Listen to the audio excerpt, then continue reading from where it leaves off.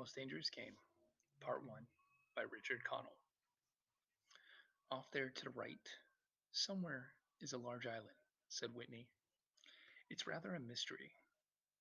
What island is it? Rainsford asked. The old charts call it Ship Trap Island, Whitney replied. A suggestive name, isn't it? Sailors have a curious dread of the place. I don't know why. Some superstition. Can't see it, remarked Rainsford, trying to peer through the dank tropical night that was palpable as it pressed its thick, warm blackness in upon the yacht. You've good eyes, said Whitney with a laugh, and I've seen you pick off a moose moving in the brown fall bush at 400 yards, but even you can't see 4 miles or so through a moonless Caribbean night. Nor 4 yards, admitted Rainsford. Ugh, it's like moist black velvet. It will be light in Rio, promised Whitney. We should make it in a few days. I hope the Jaguar guns have come from Purdy's.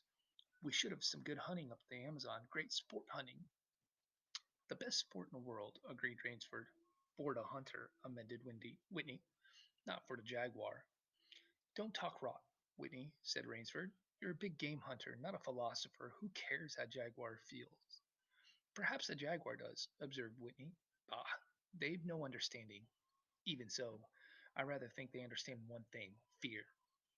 The fear of pain and the fear of death. Nonsense, laughed Rainsford. This hot weather is making you soft, Whitney. Be a realist. The world is made up of two classes, the hunters and the huntees.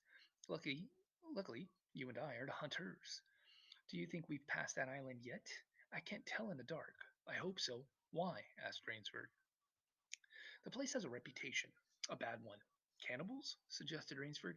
I can't tell in the dark. I hope so. Why? Asked Rainsford. The place has a reputation, a bad one. They were a bit strange now. You mention it. Even Captain Nielsen. Yes, even that tough-minded old Swede who'd come up to the devil himself and ask for a light. Those fishy blue eyes held a look I never saw there before. All I could get out of him was, "This place has an evil name among seafaring men." Then he said to me very gravely, "Don't you feel anything?"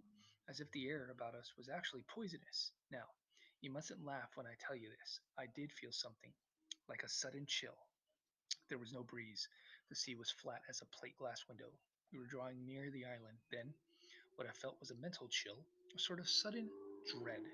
Pure imagination, said Rainsford. One superstitious sailor can't taint the whole ship's company with his fear. Maybe. But sometimes I think sailors have an extra sense that tells them when they are in danger. Sometimes I think evil is a tangible thing with wavelengths, just as sound and light have. An evil place can, so to speak, broadcast vibrations of evil. Anyhow, I'm glad we're getting out of this zone. Well, I think I'll turn in now, Rainsford. I'm not sleepy, said Rainsford. I'm going to smoke another pipe on the after deck. Good night, then, Rainsford. See you at breakfast. Right. Good night, Whitney. There was no sound in the night as Rainsford sat there but the muffled throb of the engine that drove the yacht swiftly through the darkness and the swish and the ripple of the wash of the propeller. Rainsford, reclining in a steamer chair, indolently puffed on his favorite briar. The sensuous drowsiness of the night was on him. It's so dark, he thought, that I could sleep without closing my eyes. The night would be my eyelids. An abrupt sound startled him. Off to the right he heard it, and his ears, expert in such matters, could not be mistaken. Again he heard that sound, and again, somewhere off in the blackness, someone had fired a gun 3 times. Rainsford sprang up and moved quickly to the rail, mystified. He strained his eyes in a direction from which the reports had come, but it was like trying to see through a blanket. He leapt upon the rail and balanced himself there to get a greater elevation. His pipe, striking a rope, was knocked from his mouth. He lunged for it. A short, hoarse cry came from his lips as he realized he had reached too far and had lost his balance. The cry was pinched off short as the blood-warm waters of the Caribbean Sea closed over his head. He struggled up to the surface and tried to cry out, but the wash from the speeding yacht slapped him in the face, and the salt water in his open mouth made him gag and strangle. Desperately, he struck out with the strong strokes at the receding lights of the yacht, but he stopped before he had swum 50 feet. A certain cool-headedness had come to him. It was not the first time he had been in a tight place. There was a chance that his cries could be heard by someone aboard the yacht, but the chance was slender and grew more slender as the yacht raced on. He wrestled himself out of his clothes and shouted with all his power. The lights of the yacht became faint and ever vanishing fireflies. Then they were blotted out entirely by the night.